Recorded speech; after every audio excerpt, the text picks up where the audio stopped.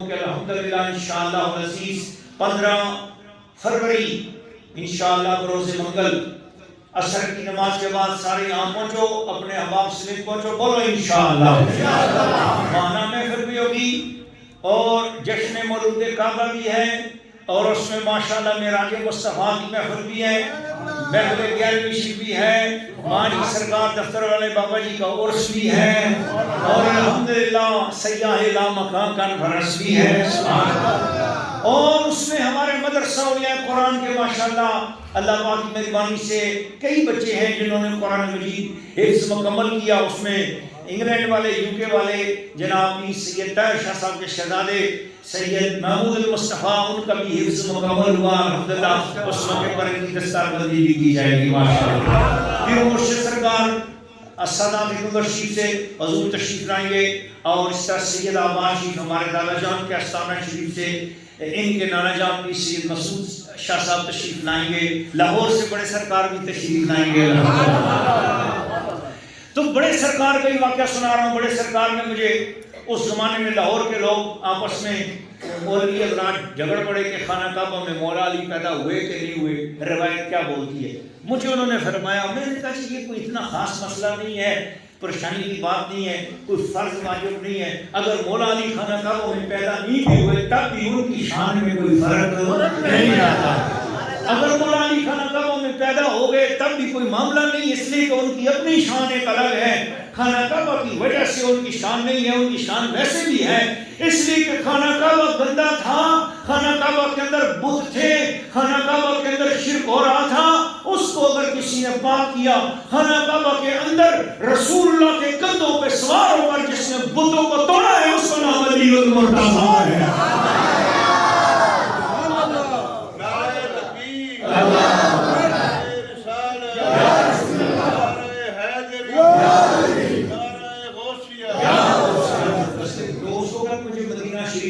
سفر درپیش ہو گیا، بڑے بھائی جان نے، وہ جس شخص نے کتاب لکھی تھی اس کی کتاب بھی میرے پاس تھی، جس نے مولود کعبہ ہونے میں، مولا علی پاک کے مولود کعبہ ہونے کا انکار کیا تھا، وہ کتاب بھی ساتھ تھی۔ میں سفر میں مدینہ شریف چلا گیا، مکہ شریف خانہ کعبہ شریف میں رات کو بیٹھا تھا، ساری رات بیٹھا رہا 5-6 گھنٹے، اور خانہ کعبہ شریف کو ٹکٹکی باندھ کے دیکھ رہا تھا۔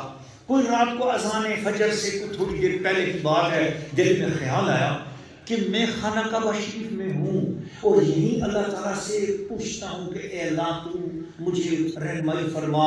پاکستان میں مولوی حضرات جھگڑ رہے ہیں، مجھے کوئی رہنمائی فرما، کیا واقعی مولا علی خانہ کعبہ میں پیدا ہوئی؟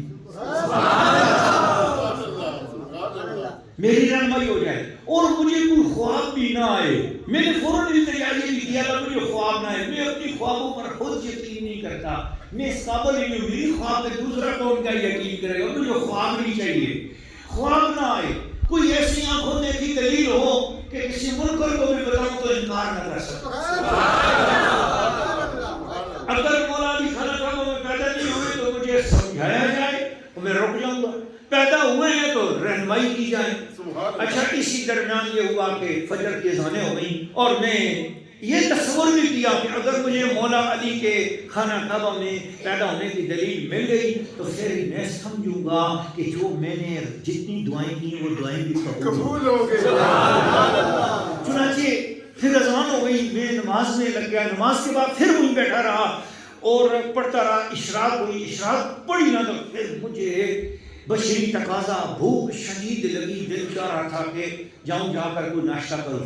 چنانچہ میں اٹھا اور خانہ کعبہ شریف سے باہر تشریف آیا تو میں نے دیکھا کہ وہاں ایک دکان ناشتے والی تھی، اس کے ساتھ ہی ایک چھوٹی چھوٹی کتابوں، یہ بھی سائز کتابوں کی دکان، تسبیحاں وغیرہ اس میں ملتی تھی۔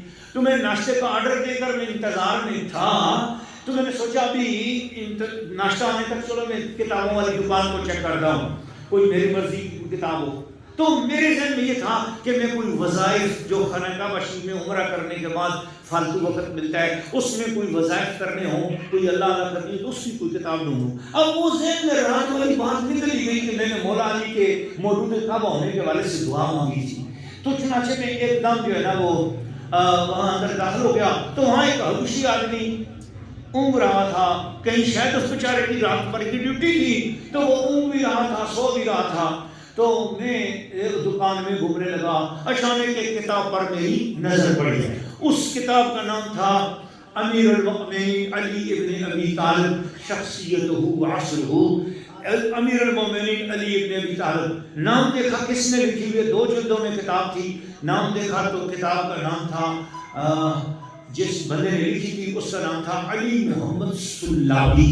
علی محمد سلابی یہ شارجہ کا رہنے والا شخص ہے اور کٹر وہابی، کٹر اہل حدیث اور مولا علی کے دشمنوں میں ہے یہ بندہ. کبھی مولا علی کے بارے میں اچھی بات کرنا اس کو تفریح کے نصیب نہیں. اتنا بڑا خارجی. اس کی کتاب میں نے اٹھا کر کھولا، اس کا پیج نمبر 26 میرے سامنے کھل گیا. اس میں لکھا ہوا تھا اولو من ولد فی جوف الکعبہ فہو سیدنا علی بن ابی طالب. جو سب سے پہلے کعبے کے اندر پیدا ہوا اس کا نام مولا علی کرم اللہ وجہہ